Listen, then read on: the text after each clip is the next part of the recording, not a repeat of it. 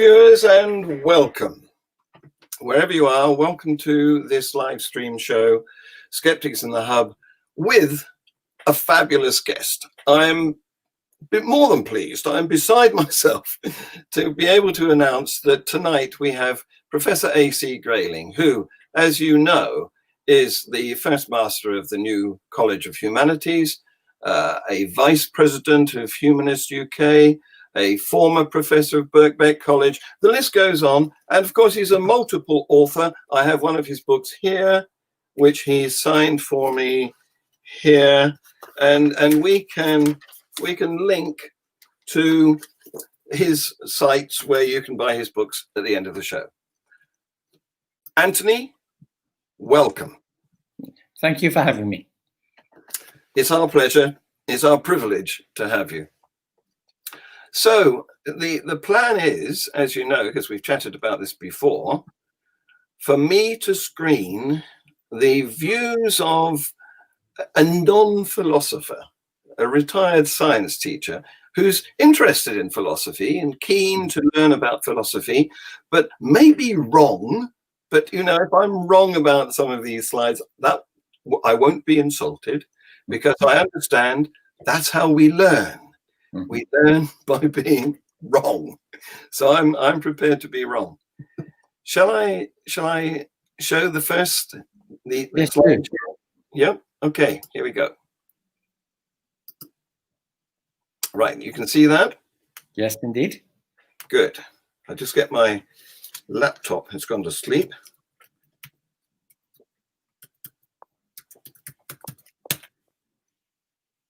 No, it won't open.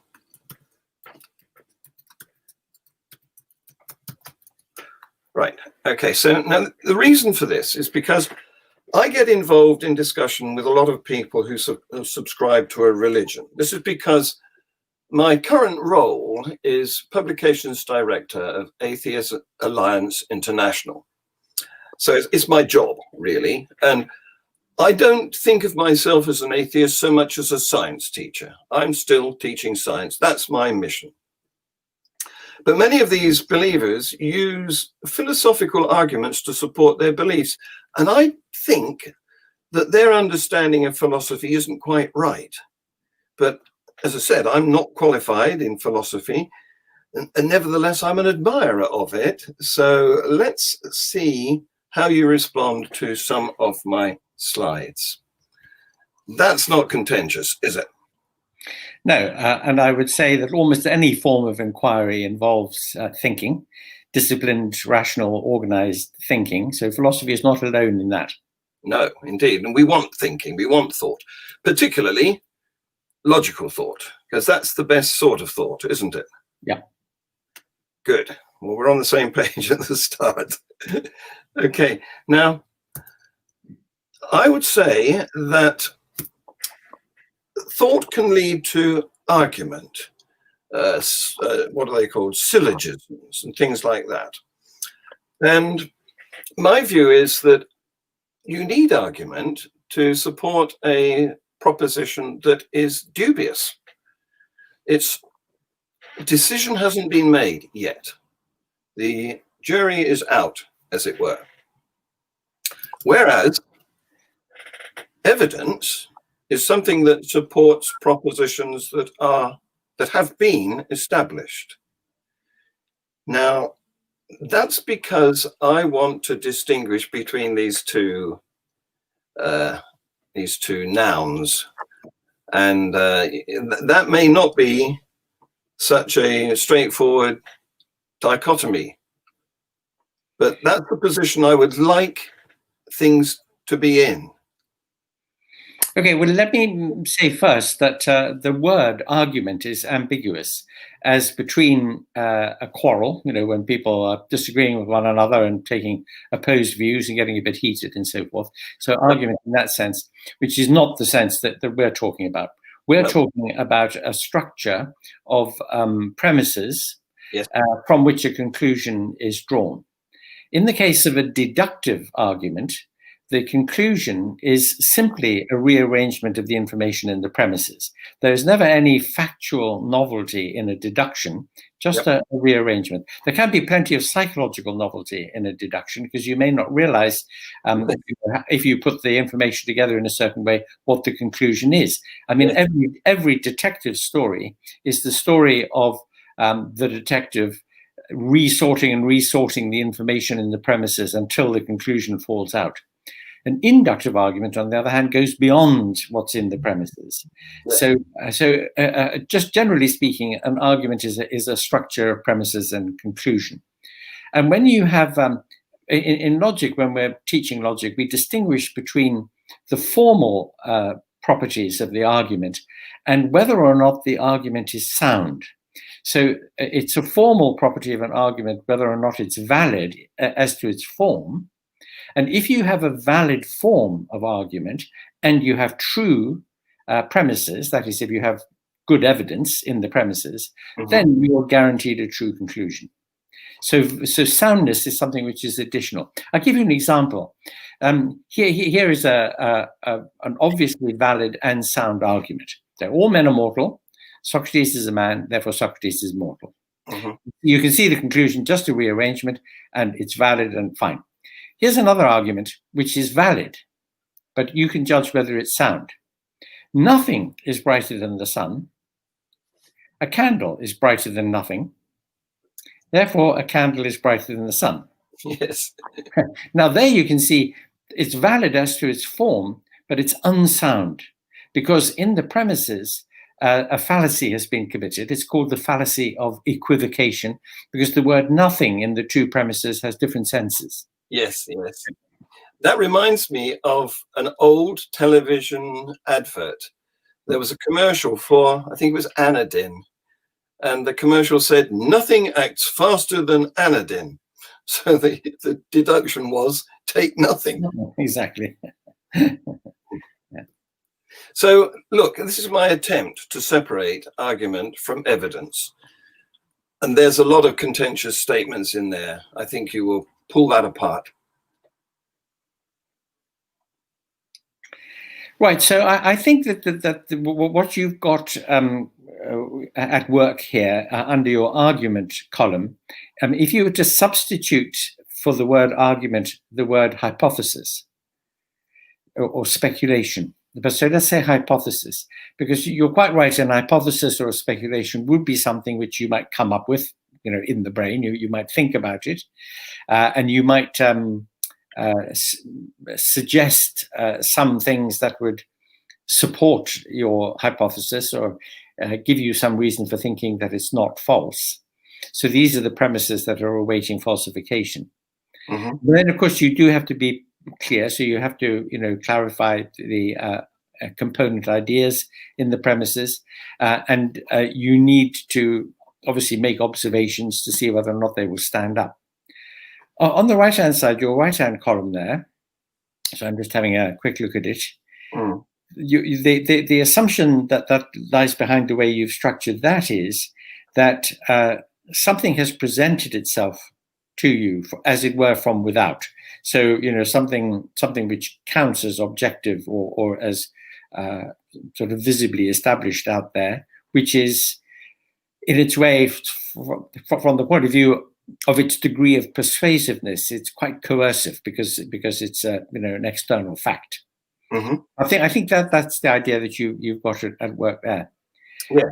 What a skeptic might say about this approach to argument and evidence is that the idea that the external reality can impose itself on us in a way which is indisputable, and we simply just have to accept the fact of it, a bit like running into a brick wall and finding that you can't pass through it. That's been challenged in the philosophy of science by those who say that we always bring to our observations a theoretical apparatus.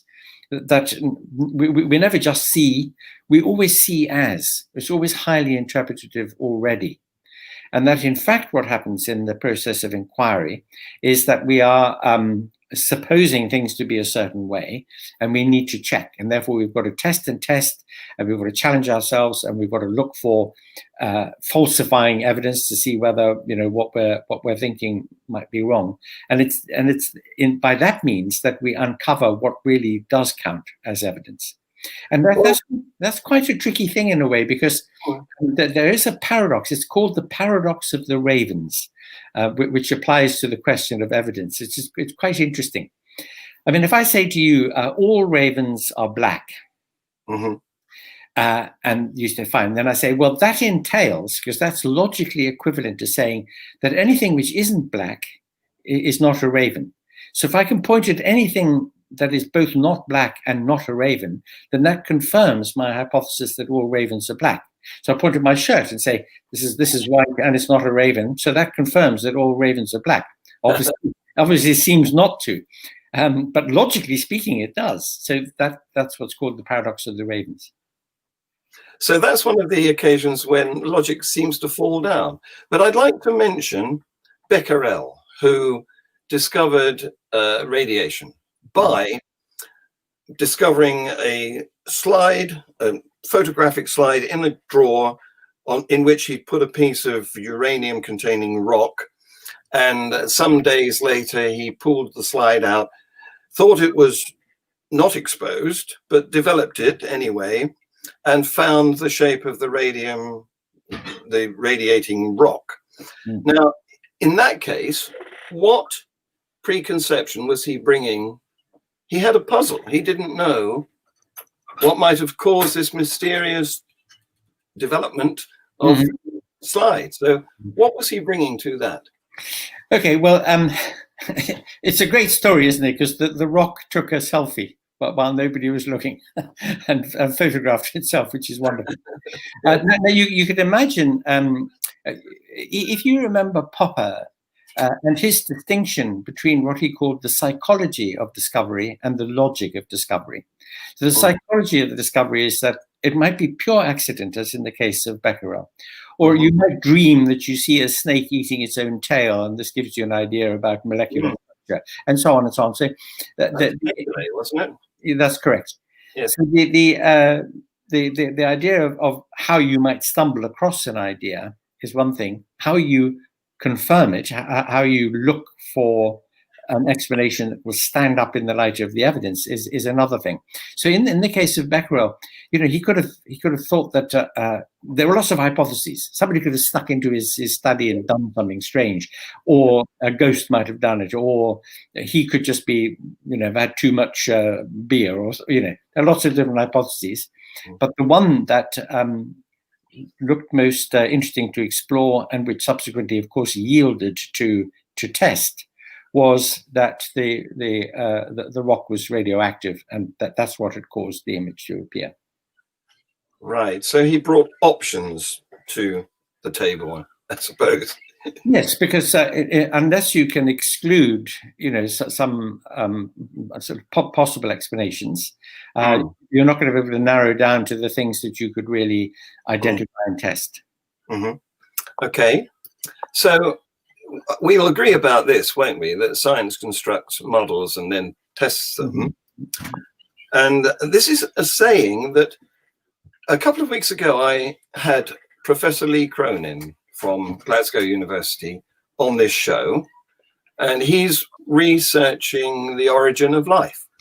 And he said something which resonated with me. He said, belief begins where falsification ends.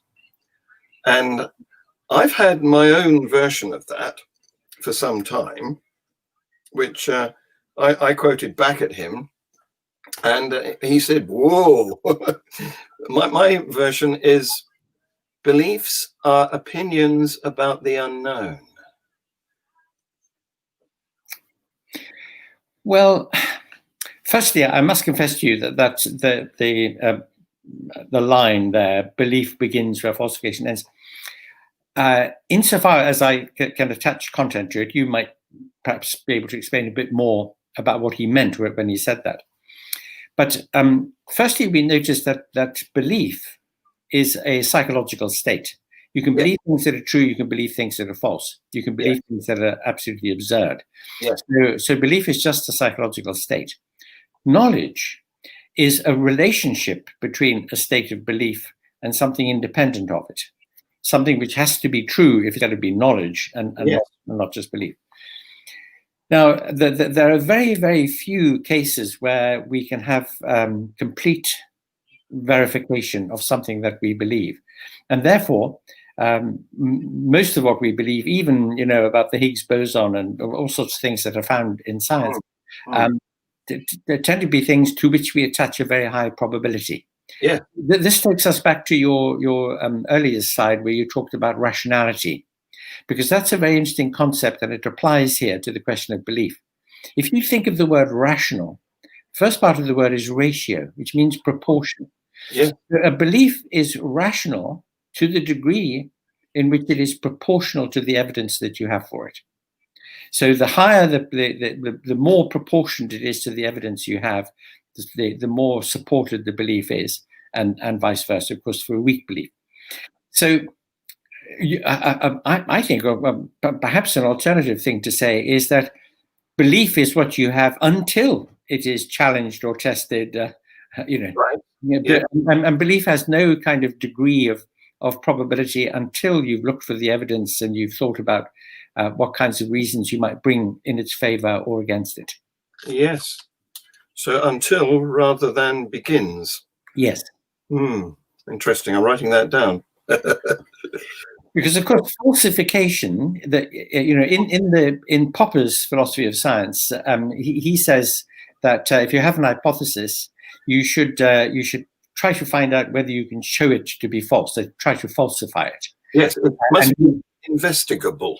Yes, and anything which isn't investigable, an hypothesis which is consistent with any evidence or no evidence, is empty. This is the problem that, this is one reason why some of us are atheists, because the hypothesis that there is a deity or there are deities can be consistent with absolutely anything and everything, including natural evil and childhood cancers and, all sorts of awful things.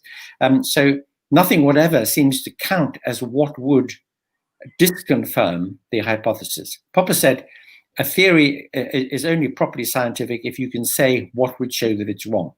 Yes. Yes. Well, I would prefer not to say empty, but to say you revert to the default position, which is skepticism. There is, okay, so let's go back to our point about rationality, because what you've just said there is, if we slightly rephrased it, would be what an agnostic would say, about the hypothesis that there is a deity. And the point about that is that, I've often said that the arguments for and against the existence of gods and goddesses are just the same as the arguments for and against the existence of fairies. Now, yes. People think I'm being flippant, but I'm not at all, because, of course, for a very, very long time, there was quite, confirmed belief in fairies. So they curdled the milk and they pinched your shoelaces, and they even pinched you when you weren't looking, and so forth. So you can test this by saying, how rational is it to believe that there are fairies in your garden? How rational? What evidence do you have to proportion to that belief? And the answer is very, very, very little. And then exactly the same thing applies with belief in divinities or supernatural agencies of some kind. And that is the point. If you leave aside the question of knowledge and truth, and you just look at the question of rational belief, and you say what would count as supporting a belief, and what would be such that its absence would give you a very low confidence in the belief, and then that's where you see the real role of falsification and verification is really about strength of credibility.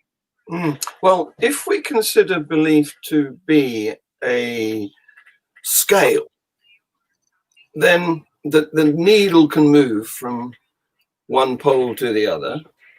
But surely in everyday life, there's a position on that scale not at the extreme end, because of course absoluteness is not available, which is one of my other contentions we're coming on to, but it's somewhere highly probable, and in everyday life that's what we consider to be true.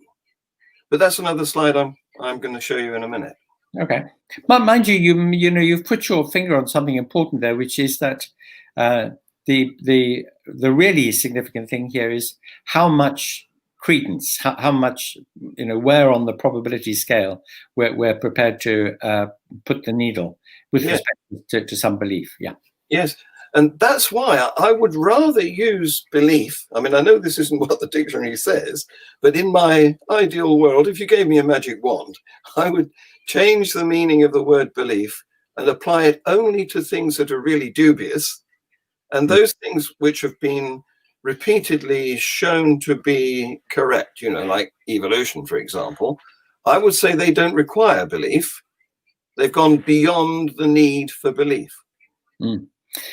Well, again, there's a good point in what you're saying there, because if somebody said, I believe in evolution, the implication is that it's something which is intrinsically doubtful and it's still open for debate. And what if some other form of word said, I accept the, powerfully supported scientific theory of evolution, something like that. I agree with you, but we've got to live with the realities of the language. Unfortunately, we can only live in the world we're in. But this is the trouble with the word belief. It has two meanings. It can mean merely accepting something, which is really solid and concrete, like, if I jump out of this window, I will fall. Or it can mean, I believe in fairies. There's a big range of, it's perfect for equivocation. So this is my illustration of what the situation we're in today. We've got a mountain of stuff that science has proven. No, I'm not going to use the word proof. That is very evidential. And then at the point of this mountain, we've got a frontier where we don't know. And that's where people like Brian Cox are working and trying to answer our questions. They are our curious people trying to solve the mysteries that are currently unsolved. Well, I think you are entitled to use the word proof. The reason why we feel leery about doing so is because, of course, again, the word proof is ambiguous. The word proof in the formal context of mathematics and logic means that the conclusion is guaranteed by the evidence in the form. Okay, so that's what we mean in mathematical proof. But in the everyday and scientific and colloquial sense of the word proof, it means something different. Proof means test. So if you go to a steel foundry, you will see that if they're casting steel rods, they will take every 100th rod and they will load it to see how much loading it will take before it fractures. That is called proving the rod, testing it. The proof of the pudding is in the eating. That's the test of the pudding. The exception that proves the rule, the exception that proves, that tests the rule to show how far the rule applies or not. Okay, so in that case, the foundations of science, the theories and findings in science which we confidently premise in our further investigations and further they have been proved and proved and proved. That is, they've been tested and tested, which is why we repose confidence in them. But a very interesting thing, and this is the wonderful thing about science, the thing I love about the scientific method, is that even the most solid foundations are defeasible. That is, that if new evidence came along, better arguments or new experiments, and showed us that we had to revise them, modify them, or give them up, then we would do it. That's the marvelous thing about it.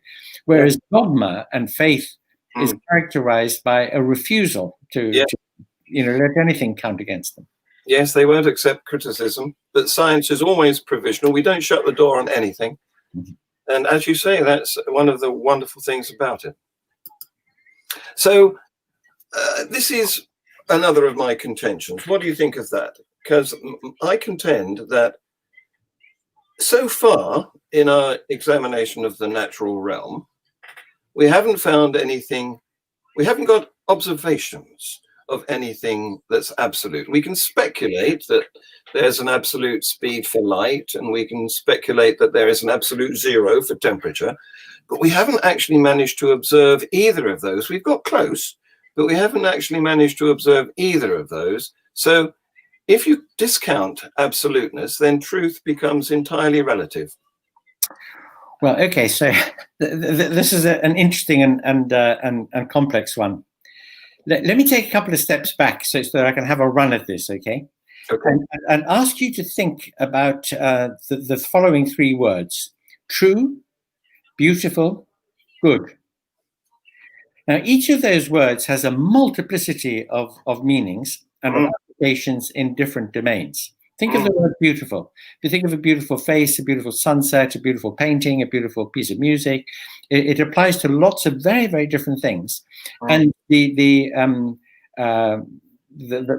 what counts as making it true that something is beautiful will depend upon which area you're thinking in, whether it's art or nature and so forth.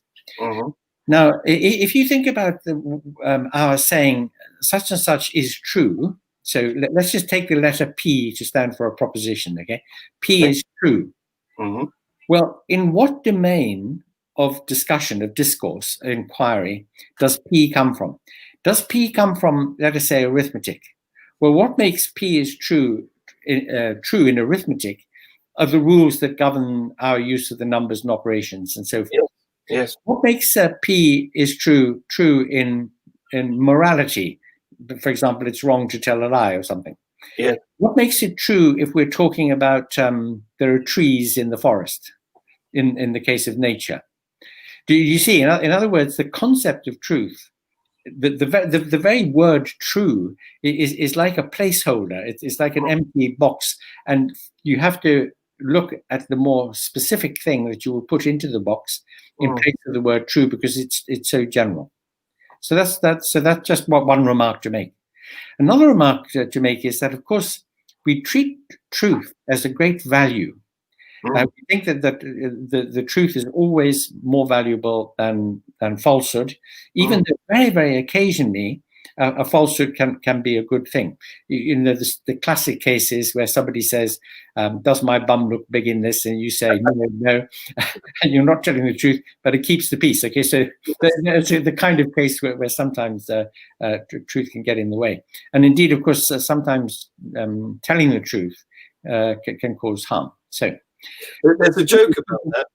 I don't know whether you've heard this. The wife says, does my bum look big in this? And husband says, step back a bit so I can get it all in. Oh dear, that would be quite the wrong way to go. Okay. So we could think of truth as this great value which we're aiming for. It is a kind of ideal of inquiry. We're struggling to get there. We're trying to get as close to it as we can. We try to converge on the truth. And so the concept of truth is the sort of idealization which invites us to try to get as close as we possibly can to it. So it has a methodological use in that sense. So you're beginning to see now that the concept of truth is very multiple, has these different uses. And a statement like the one that you've got on the screen there, that truth is not absolutely universal, gives immediately, in a way, too much to the relativist who wants to say, well, what you value, what you think is true, and what's important to you is not so for me. So I'm going to act differently or think differently. And there's nothing, and since truth is not absolute or universal, nothing can count as adjudicating between us. Yeah. You know, and relativism, of course, creates a lot of problems. And what we need to try to do is to maximize agreement by hoping that there is such a thing as the truth of the matter to which we can, on which we can converge. Yes, we would love there to be absolute truth. But the trouble is, we've got so many words in the field of philosophy, it seems, that are multiple meanings. We need a better dictionary. Well, you put your finger on why there is philosophy. You know, your desire is like Leibniz's desire. Leibniz said, if only we could construct a universal calculus in which every word has an absolutely fixed meaning, and we had a structure of argumentation, and then we could just solve all our problems, all our philosophical problems. But the fact that words like truth and beauty and goodness and so forth have lots of different meanings is also very useful. I'll give you a very trivial example of how. Supposing I rush into your bedroom at 2 o'clock in the morning and I say fire. And you lie there thinking, my word, that's a very, very ambiguous word there, because it could mean the flame on the end of a match, or it could mean the universal conference. Well, by the time you've chosen which, where on the scale of things the meaning lies, you could be in trouble. So vagueness in language is sometimes a very useful thing. And to communicate, we sometimes do need to use expressions like is true, is beautiful, is good, which do the right kind of job, even though if you needed to dig down more deeply. So, for example, is true in arithmetic could mean is provable in the proof system of arithmetic. I'm coming on to maths in a minute. Is true in the moral context could mean something like promotes value or is better than the alternative. Is true in the natural world case could mean is verifiable by observation. So in other words, it's a kind of dummy, could be regarded as a kind of dummy predicate into which you have to put more precise ones dependent upon the domain of discourse. Yes, indeed. So I like to think in terms of two realms. Now, I know I'm not a dualist, so I have a conceptual realm, which is inside of craniums, and a natural realm, which is outside of craniums. That gives me a basis for working forward in my worldview. So in the conceptual realm, that's where thinking resides. And I would say, I know you've been using the word conclusion for the outcome of your logical reasoning, but I would prefer to use the word inference, and I would reserve the word conclusion for a correspondence between an inference and the observations in the natural realm. Well, okay, so just on that last point, of course, you're entitled to attach a meaning and to want to restrict the meaning of something. Generally speaking, in logic, the word inference denotes a process of drawing a conclusion from premises, inferring it. So we say that a given conclusion is an inference from these premises. But as I say, you're entitled to give that more precise meaning to it of your own. This distinction between the conceptual realm and the natural realm is a good distinction. And the interesting thing about it is that the conceptual realm, that is the realm of our thought and of our experience, given that what happens inside the cranium is relational. That is, my mind is the result of my brain's interaction with other brains and the natural environment. Yeah. I couldn't if I were just, completely sealed off, like sort of Helen Keller, who had never had any help from anybody, would never have had any thoughts, really. So mental activity is essentially relational activity. Yeah.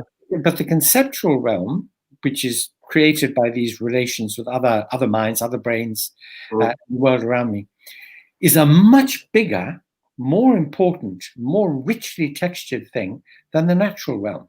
Yes. The universe we mainly occupy is the social universe. Yes, there's no limit to what we can conceive of. And I've got another slide of that somewhere too. I don't know. This is me saying how I would like it to work. Yeah,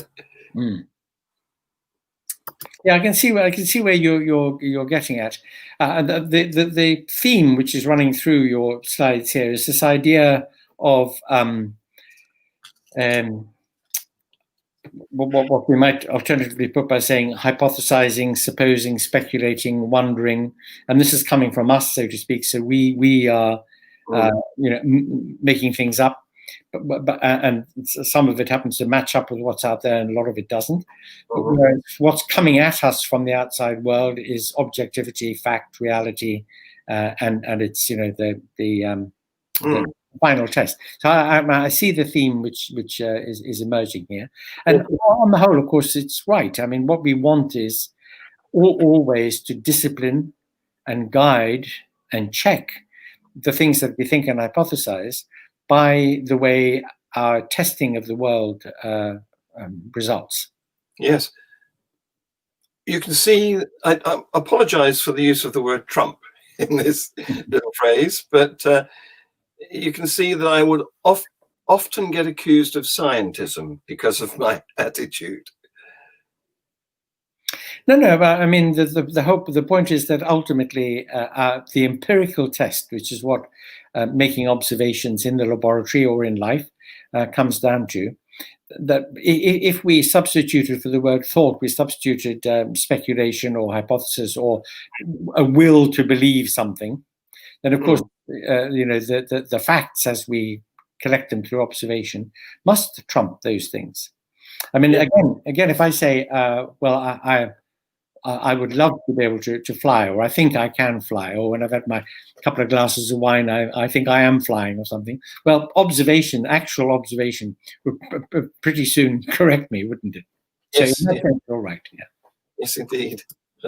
So this is all about materialism, really, isn't it? It's because we think that there is a reality that's hard, and that the prospect of there being a supernatural realm or a spiritual realm is extremely improbable.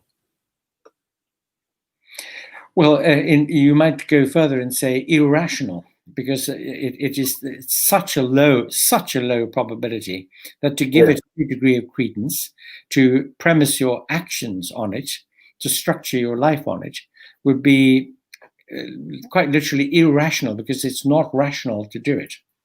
Yes, indeed. So just before you leave the materialism thing, may I say this? You know, we human beings are the size we are because we live on a planet with this degree of gravity, etc., etc. So you see where I'm coming from in a moment. So the way that we, as it were, carve up the world so that we can handle it, into bananas that we can eat and motor cars that we can drive, into what the philosopher John Austin called medium-sized dry goods. Okay, that's how we carve the world up. If we were very, very much smaller, then things of the size of molecules or atoms might be salient to us. And if we were very much larger, supposing we were the size of half the galaxy, then of course the universe would look very different again. Yeah. So the way the world appears to us, and the way we think of it as materialists, is actually a construct. I mean, as you know, your visual experience at the moment is a whole lot of electrochemical activity in the occipital region of your brain, fed forward to interpretation in the temporal parietal lobes, but it's all happening inside your skull. You're not looking out of windows at a world arrayed out there.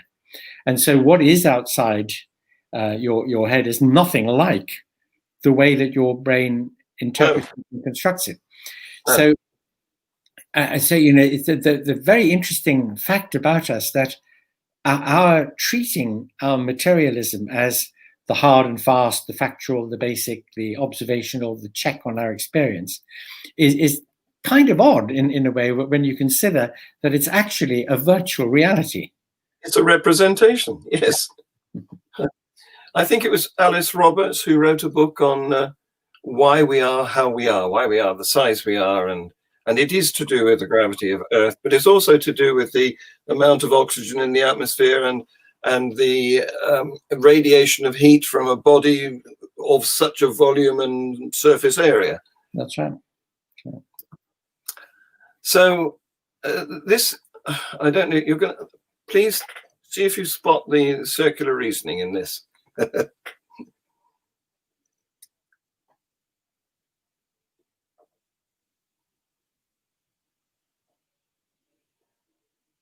Well, that looks right to me. Yeah. On the understanding that we've worked out for these notions, this is right, I think. Yeah.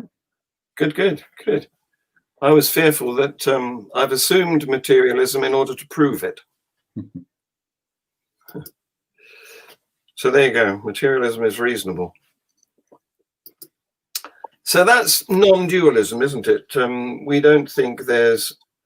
I love it when people talk about a supernatural realm, and I want to ask them why it's super. Surely it's unnatural. That's good enough as a description of it. If they call it super, then why shouldn't we have another one and call it super duper? Mm-hmm. Well, of course, the super in supernatural just is the etymology from Latin, just means above. So, yes. In addition to or beside. Yeah. But by the way, in connection with dualism, again, like most things, the term is slightly ambiguous. You're using it in its primary sense to mean that there is matter and there isn't mind or spiritual stuff or something which exists independently of matter, and that is the correct definition of materialism. There are some materialists who are committed to a form of dualism which is known as property dualism. That is, that some material things can have additional properties. So the material brain can have properties both of weight and color and texture and so forth, but can also have properties of being able to think and remember and the like. So that's property dualism. Yes, yes. Well, I wouldn't put a division in there. It's like saying that hardware and software are not codependent. Right. In this slide here, now this is interesting. Descartes said, "I can conceive of a kiliagon." A kiliagon is a 1,000-sided polygon. But I cannot imagine it. Now, of course, he was using the term imagine to mean to form an image of it. Yes. We have generalized the idea of imagination now in an interesting way. You can imagine anything. You could imagine flying out of your window or imagine meeting a Martian or whatever. But in order to conceive of doing any of those things, you have to be able to tell a consistent story that connects how things are with you now and that fact. So I can imagine being a multimillionaire, but in order to conceive of being one, then I have to tell a story about winning the lottery, etc. Yes. Okay. I see. Yes. So in what you say there, we can imagine anything, real or unreal.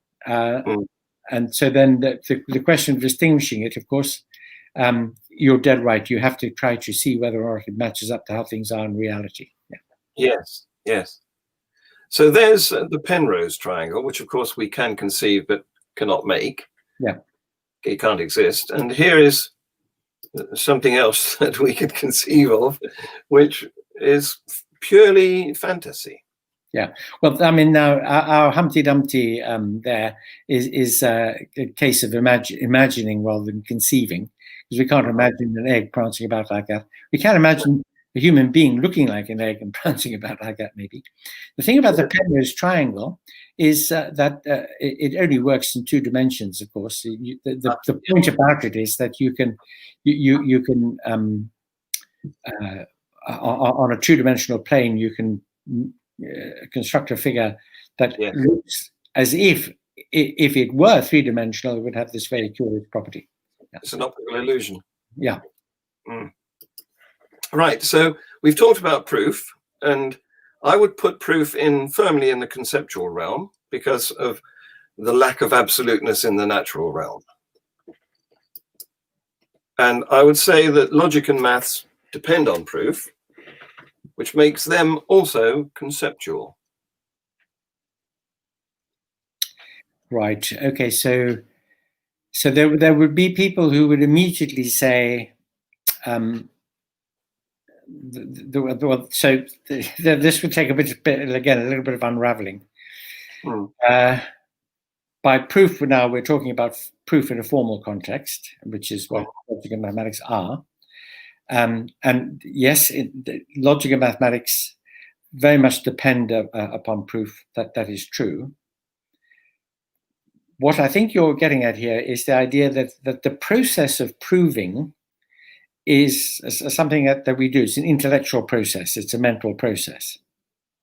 Yes. And therefore, you are concluding, and this I don't think follows, actually. You're concluding that because proving something in logical or maths is a mental process, logic and maths themselves don't relate to anything objective. No.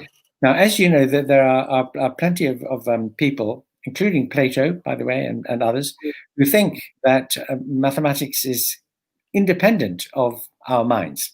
Yeah. Frege, for example, famously said, mathematical and logical concepts are not psychological concepts. That the truth of 1 + 1 = 2 is independent of whatever we think about it, or whether any human beings ever existed to think about it, and therefore independent of the fact that we can construct a proof to demonstrate why 1 + 1 = 2. So those are the so-called Platonists or realists about mathematics. So they would say, yes, we construct proofs in logic and mathematics, but that doesn't say that logic and maths are merely outcomes of our thinking. Right. Yes, this is something I meet, and here's the common theistic view that maths is discovered, as depicted by my cartoon friend Sebastian. Mm-hmm. But I contend that maths it's fabricated. It's a language, like all languages, is very useful, but it's a human concept. Mm-hmm. And to support that, I would say that geometry, for example, relies on unreal concepts like lines that have length but no width, and points that have location but no area, and pi, for example, which is an irrational number. So I would say that the whole thing is invented. Okay. Well, that's perfectly legitimate. It's one side of a fierce argument between those who are, as you are, constructivists, and those or anti-realists or nominalists, and those who are realists or Platonists about these matters. So this is a very familiar, long-standing dispute in the philosophy of mathematics, and you take one side of it. Yeah. By the way, it would be as well not to cite the example of idealizations in geometry, because of course we can create idealizations of anything. I mean, the fact that a line is treated as having length with no width, as existing in just one dimension, is an idealization, and we understand that it is. So that by itself doesn't show that there is no such thing as a line, or It's a bit of a circular argument. So my contention then would be that in the natural realm, because the universe is quantized, we do have lots of ones, lots of units, but grouping them together into 7, 13, and 49 is a human construct.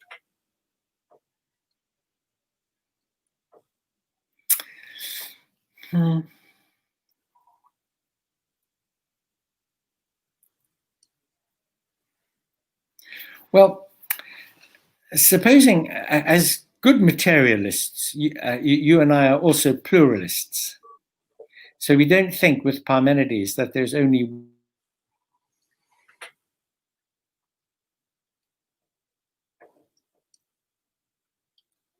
one thing in the universe.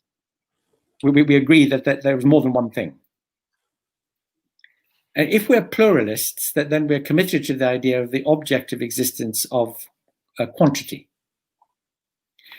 How we humans, so Martians and Venusians, but how we organize quantities into 7, 13, 49 would be something conventional. That's true.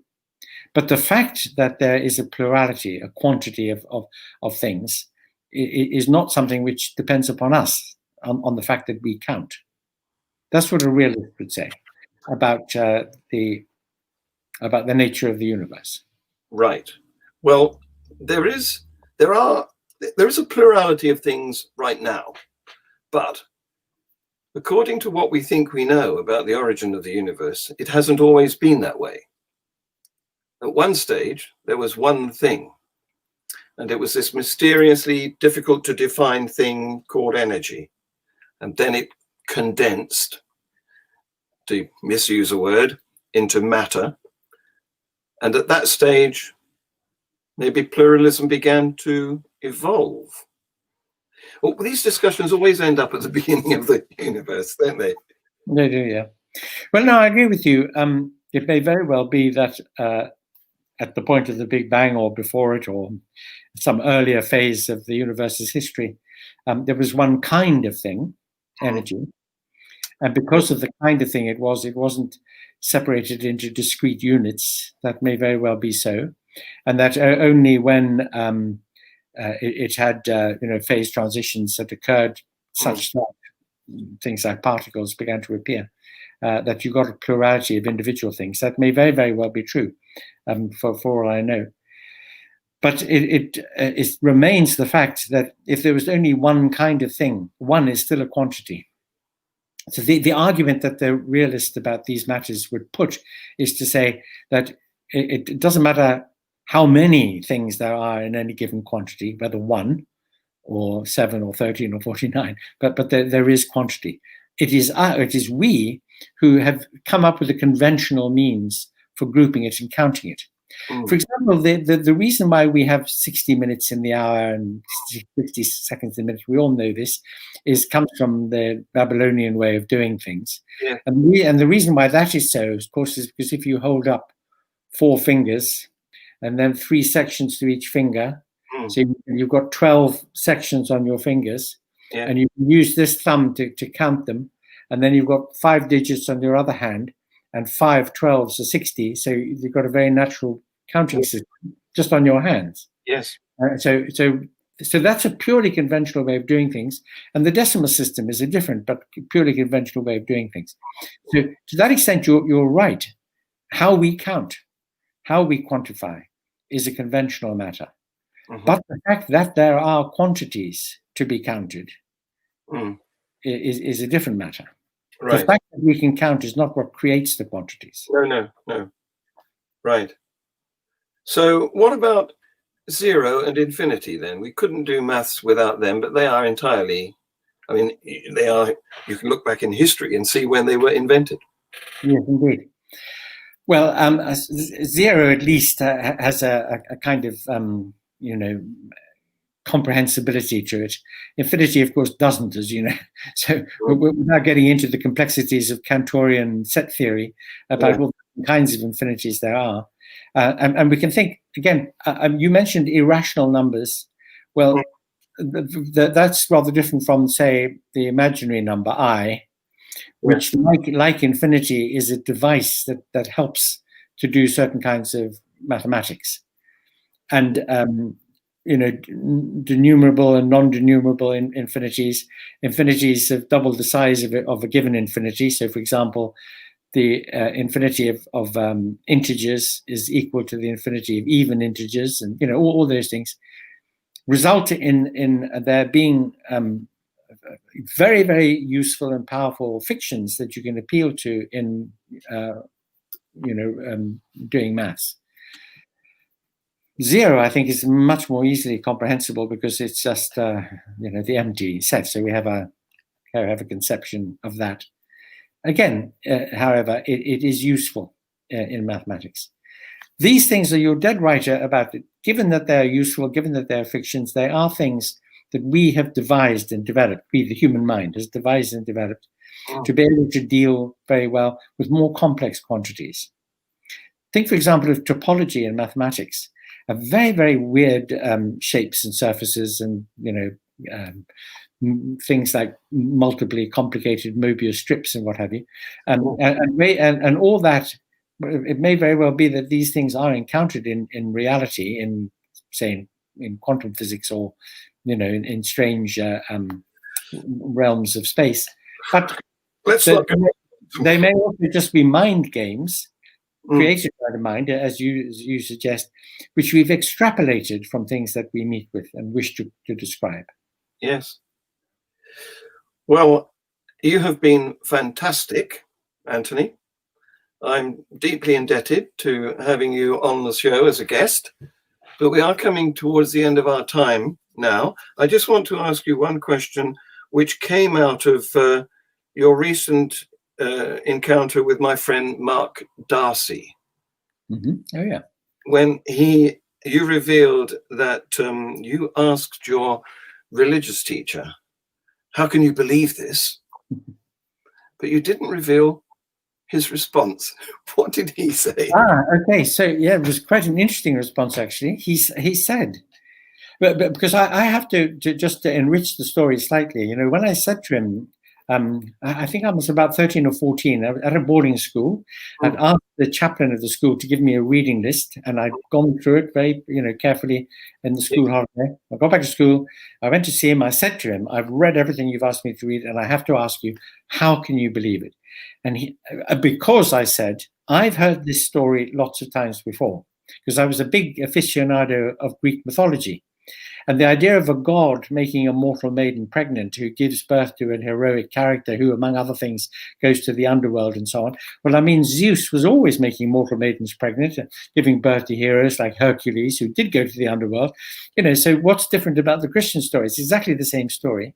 And as we know, indeed, many of the biblical stories come from much, much, much more ancient sources. So I said to him, how can you believe it? And he said, every morning when I wake, I pray, Lord, I believe, help thou mine unbelief. And I said to him, so you don't even believe it either. And that was more or less the end of the conversation. He needs to reiterate constantly, otherwise he falls into the trap of doubt, which believers always think is a sin. It's a I like you should get Dan Dennetter on your show, John, because he's done a very interesting thing, which he and a colleague set up a private sort of website where priests and preachers and parsons, vicars and so on, who were full of doubt, who didn't really believe, but were staying in their jobs because they had nowhere else to go and no option. Yeah. Well, there's a clergy project, isn't there? That's the one. That's the one, the clergy project. Right. Okay. Well, I'll tell Dan that you said I should get him on the show. Absolutely, yeah. Thank you. Yeah. Well, before we part company, I want to do a little commercial, because next week's show is a bit of a diversion from our usual academics that we have when we can get them. We have next week John Steingard, who is the lead singer, or was the lead singer, of the Canadian Christian rock band, what are they called? Hawk Nelson. So he will be very interesting to talk to. Is he still a Christian? No, that's the I should have mentioned that. He's become an atheist. No. So that's why he's coming around shows like mine. So we've had plenty of comments, Anthony. We've had, I think, 35 people who are in various parts of the world. We often get viewers from Canada and South Africa is another place, because they're on the same time zone. And of course, this will become, and the minute I stop live streaming, this will become a podcast, and people will be able to continue to comment, and you will be able to join in too if you wish. So I'm going to play the outro. Thank you very much. Real pleasure, John. Thank you very much. Enjoy your wine. Thank you. Bye. Bye-bye.